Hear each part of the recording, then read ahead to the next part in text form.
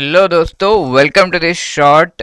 आई hope आपकी JIB exam की preparation अच्छी चल रही होगी। इन सीरीज ऑफ शॉर्ट्स के थ्रू हम most important topics of all the four components उनको डिस्कस करते हैं। एंड आज का हमारा आई एंड आईएफएस जो आपका पहला पेपर है उसका एक बहुत इंपॉर्टेंट टॉपिक है हमारा आज का discussion, that is types of capital issue.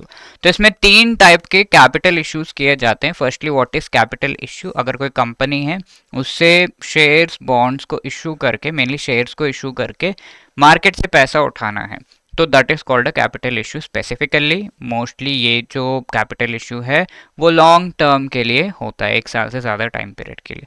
तो ये कैपिटल इशू जब किया जा रहा है तो पब्लिक इशू यानी कि जनरल पब्लिक को इशू किया जा सकता है वो शेयर्स, जहां पर पब्लिक जो आम जनता है वो उसे खरीद सकती है।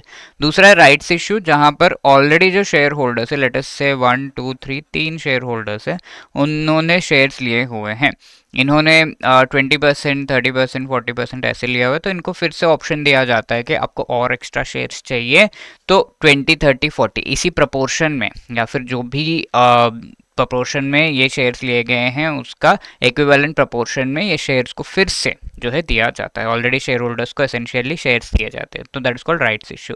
Third one is private placement and qualified institutional placement. तो प्राइवेट प्लेसमेंट में एक कंपनी के जो सारे शेयर्स है वो दूसरे कंपनी में ले जाकर प्लेस कर दिए जाते हैं, उसका प्लेस चेंज कर दिए जाता है शेयर्स का, तो सामने वाली कंपनी आपको पैसा देगी, तो that is called private placement. And अगर ये सेबी के द्वारा डेजिग्नेटेड क्वालिफाइड इंस्टीट्यूशनल बायर्स, एक लिस्ट दिया है सेबी ने, ये सारे क्वालिफाइड इंस्टीट्यूशनल बायर्स इस तरीके से उसे नाम दिया है, तो अगर इनको आप ये शेयर्स दे रहे हैं तो that process is called qualified institutional placement. ठीक है, तो this is what is QIP. इसी से रिलेटेड एक क्वेश्चन आया था, please pause the short and try to answer this question. And यहाँ ये क्वेश्चन पिछले शॉर्ट में हमने डिस्कस किया था, which among the following is or are the disadvantages of global interconnectedness of markets?